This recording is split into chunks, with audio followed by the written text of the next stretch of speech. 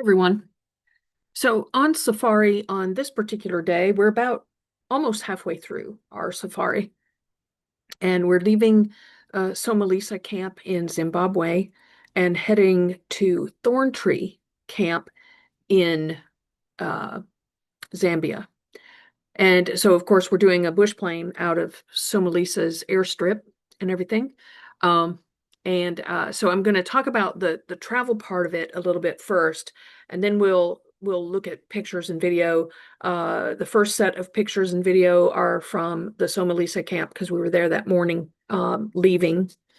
And then later in the day, the game drive was in Zambia at Thorntree or near Thorntree. Okay. So one of the reasons you want to book through a company that has extensive travel knowledge of Africa, like Africa Dynamics, is because they know the tour operators.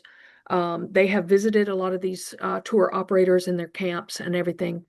And plus, they work with camps, companies that do a lot around helping you to get around. Because, that was one of the reasons why I was always afraid to go to Africa was I didn't know how to get around. I didn't kind of know, how to book anything beyond maybe a tour company or something like that. I didn't know how it worked. Okay. And so as I describe this travel day, you'll see just how valuable it is to work through a company like Africa Dynamics. That works with companies in Africa, like African bush camps, because they coordinate a whole lot of stuff to help you get across borders. Okay. So, for example, when we first got to Zimbabwe, we got a visa that covered both Zimbabwe and Zambia. It's a little bit more expensive to get both countries, but you have to have it for both countries. So, we knew we needed to get it while we were coming into Zimbabwe immigration, because they know all that and they can help you to know these things as well. So let's talk about some of the logistics of what it was like traveling on this day. So here you can kind of see a little close up of kind of as we flew out of Somalisa, we flew to Victoria Falls Airport. That's on the Zimbabwe side. And we got a driver from the Zimbabwe or the Victoria Falls Airport. And so these drivers are licensed to drive in the country that they're in. So this particular driver, he knew what needed to be done at the border. He handled a couple of times. He asked us, "Hand me your passports." We handed them to him. He went into this building, did whatever he needed to do, and then came back out. It was not sure what all happened. Maybe they stamped it. I can't remember, but um, he kind of took care of everything, which is kind of why you want a company like African Bush Camps or Africa Dynamics helping to coordinate everything because they take care of making sure all this stuff happens, right? Um, so, but at some point we had to switch drivers because we were coming into Zambia. So we switched drivers at some point, and that driver knew all the checkpoints and what to do as we were coming into Zambia and everything. So we eventually make our way around to the camp itself. Now, before I go into the pictures and videos and all that, also know that Thorntree is a little more resort-like, kind of like Boomy Hills, but there's a big difference between the two. Um, a couple of differences. One, at Boomy Hills, we could walk around all the time, right? If you remember that from some earlier videos, we could walk around at any time, day or night, and didn't have to have a guide take us to our room or take us up anywhere. Um, at Thorntree, even though it's more resort-like and everything, we still could not go to our room at night alone, because we were on the Zambezi River. Crocodiles could come up, hippos could come up. So there was a certain amount of danger around Thorntree in making sure that you were safe. So we always had a guide go with us at night. We could walk around at will during the day because you can see better see if there is a crocodile or see if there is a hippo blocking your path or whatever. And you could avoid that. But so anyway, that's a difference between Boomy Hills and this. Thorntree also, because Victoria Falls on the Zimbabwe side and Livingstone on the Zambian side, this is a lot more populated with people. This particular one, we had access to a grocery store or a pharmacy. Actually, we needed a pharmacy while we were here at this one.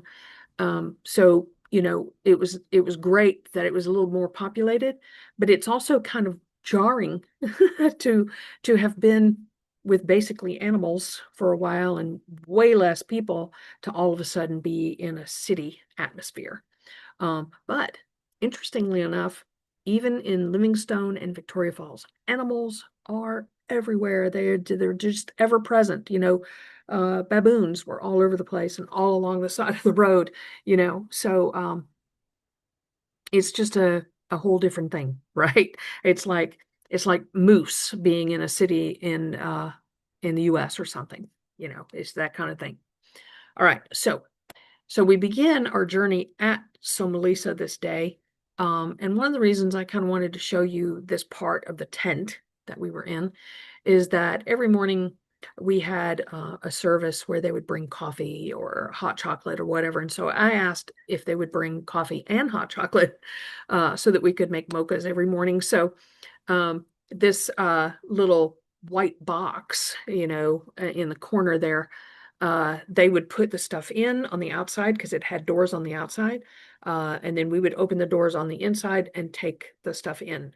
And they'd usually knock as they were delivering that and saying good morning and all that. So it was a lovely, lovely experience at Somalisa. And here's a little bit more kind of the room. So that tub there and to the left of that is where the shower, the indoor plumbing, the indoor and outdoor showers. Every one of the camps had those. We didn't try those here because the outside shower, because it was just too cold in the morning. It was like, 45 to 48 degrees. It was rather cool overnight. And again, these heavy canvas were brought down.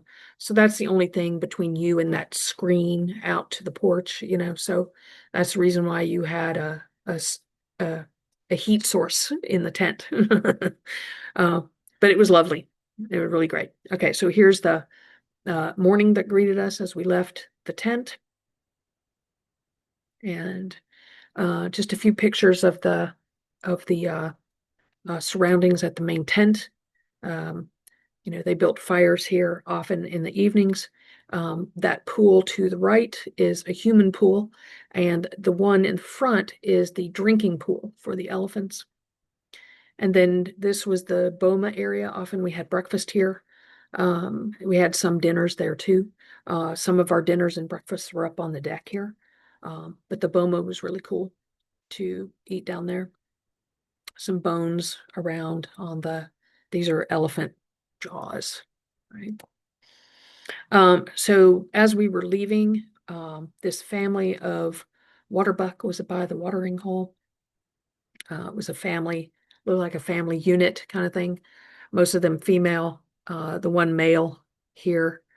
And then they had a young one with them too, which you can see. Actually, I don't think anyway, it's a little teeny tiny one right back there between the two of the females that's drinking there. And then our elephant is hanging out with us again in the camp. I had to WhatsApp Alex because this elephant got in the way of the path to come back. Oh, here you can see the baby. You can see the baby waterbuck. It's very cute.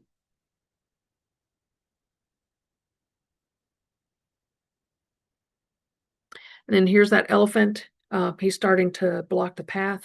So as you can see, that path as it goes down off of that boardwalk there, to the left was our tent. So I had to call Alex and say, you need a guide to help you come up to the main tent. because he was blocking the path for a little while as he was having his breakfast.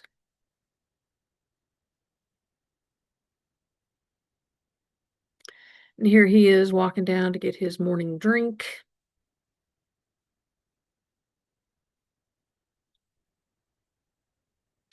And these water buck were in the water by now, cooling off. And this again is this little electrified fence, so when we went out to catch our bush plane, I took a picture of this because it keeps the hyenas out so that they don't pop the tires on the airplane. So another better picture of that. And this, I think, is the best picture I took of kind of what the airstrip looks like. So you can see it's not paved. It didn't make it extraordinarily more bumpy or anything like that, but you can definitely tell you're not landing on pavement when you're landing on these airstrips. And then here we are flying from Zimbabwe, from Somalisa into Victoria Falls. Once we switched drivers and everything, we started coming across this bridge, and he slowed down a little bit so I could take some photos. So you see a whole lot of spray coming off of the Victoria Falls. I have some pictures and video later for the safaris tomorrow, basically the next day, that show this a little better, but you can see that there is a tremendous amount of water that's coming over this waterfall. I mean, I don't know what I thought of, what it would be like to see Victoria Falls, but it is gigantic. It is really huge. I've never seen anything like it. I don't think I'll ever see anything like it because it's the largest waterfall in the world. And it is amazing just how misty it gets and all that. It creates its own rainbows, obviously, because it's got so much water and moisture that goes in the air, even when it's not raining in Africa. So here we stopped kind of by the side of the road, and you can kind of see the mist coming off because this is right before it goes over the falls on the Zambian side. And there will be other pictures later showing these rainbows that form. So now we're at Thorntree. So Thorntree is right on the Zambezi River. And so it is really a beautiful place. It really is. And you can tell from some of the pictures as we go through that it's a pretty nice place. And these are not tented rooms. These are actual rooms. And you'll see a little later that it's not your tents. Okay. So here is the view from the room. So you can see we're right on the river, and it's like, okay, so a crocodile could have come up there, or a hippo could have come up there. It's amazing the signage and everything of being aware of those animals and the fact that they could be anywhere in camp. But you can see the room was just lovely. The room is gorgeous, and that's the glass out to the front there, to the little deck that's there. Plus, this is a little private pool that we had. You can see you're not going to swim in that, but you can soak in that and hang out in there. Plus, it's backlit, like at night. It's really pretty. And so we were greeted in our room by a water monitor lizard. At first, when I looked, I thought, "Ooh, it's like a baby crocodile or something," but it wasn't. It was a water monitor, and he's a big boy lizard. He's big. And I saw a couple of others of these, so they're quite plentiful there. And this is a bushbuck. We didn't see many of these, but this one was hanging out on the property. A beautiful small antelope. Okay, so now we're headed over to the Mosatunya, basically the Victoria Falls or national park that's right there, because that's where the white rhino are. So on the way, we saw this giraffe. So I got a few pictures of the giraffe. And then we saw a mama and her baby white rhinoceros standing there. So there they are, kind of moving around. The baby sort of backs up to the mom. Like, I'm not sure what I am supposed to think of these people talking. This is a baobab tree that the elephants have sort of taken some of the bark off of it. Apparently, they can get nutrients out of that. And so here's the white rhino. Now, according to our guide, we had our first female guide. They've started to push female guiding, and so we were thrilled to have a couple of female guides. Um, and Thorntree had one, and she was really lovely. And so when you go to see the white rhino, they're heavily guarded and safeguarded, and you can't just go see them. So you have to actually book a time in the park to go see them. And and they're guarded by people with rifles. And I think that's a good thing, you know, because this population is not huge. And Zambia didn't have any white rhino for a while. And they did an animal exchange, according to what I understood from the guide, with South Africa to get 5 white rhino. And they have grown that population to at least double digits right at the moment. And so they're heavily protected, and I think that's a wonderful thing. And it was lovely to see them. Now, when we're seeing the white rhino, we're actually not in a vehicle. We walked out to see them. So this is another one of those small little walking safaris that we did. So this white rhino, I might be 50 yards away, maybe less than 50 yards away. I'm not sure. It was kind of hard to tell. I'm not great with eyeballing a distance. Um, but they were pretty close to us. And in fact, there were some elephant nearby, along with these baboons. There was some elephant nearby, some elephants. There are like a couple of them at least. You'll see it on a video where they were actually making more noise and being a little raucous, which I was actually more worried about them if I was worried about anything. Um, you know, but I knew we were protected by, the people that were protecting these animals, so I didn't worry about it too much. But we're not too far away from them. Okay, so here's the rhino. And they supplement the food for these rhino, and you can see the baboons are enjoying it as well. I thought that was a pretty good shot of this rhino. Really amazing to see them like this.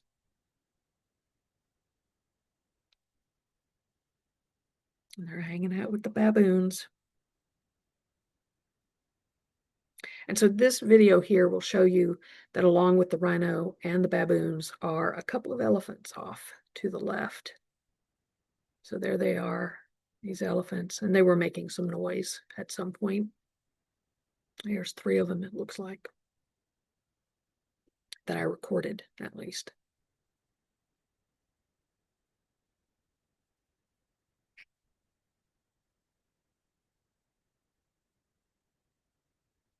Because we're fairly close to them. And then there was another grouping of them. And again, we were far away. I've zoomed in a little bit, to get these photos here of these animals. But again, if they had wanted to charge us, I don't think that I would have been able to run as fast as a rhinoceros, in all honesty. They can run, 25 to 30 miles an hour. They're pretty agile that way. It's amazing.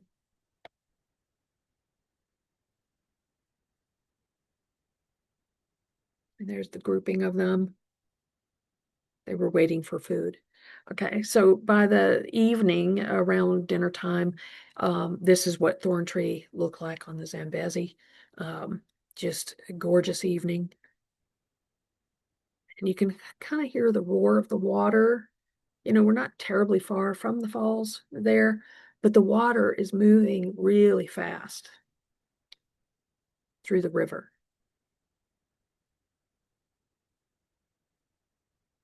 It was a lovely place to be, in all honesty.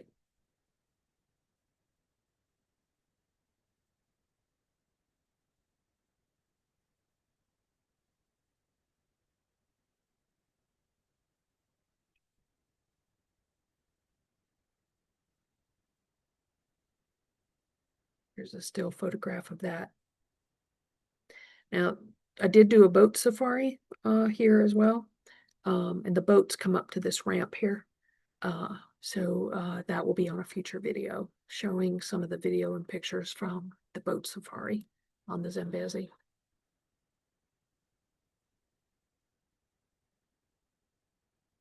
You can see how fast that water is moving back there. And it's moving even faster over a little further beyond those trees there.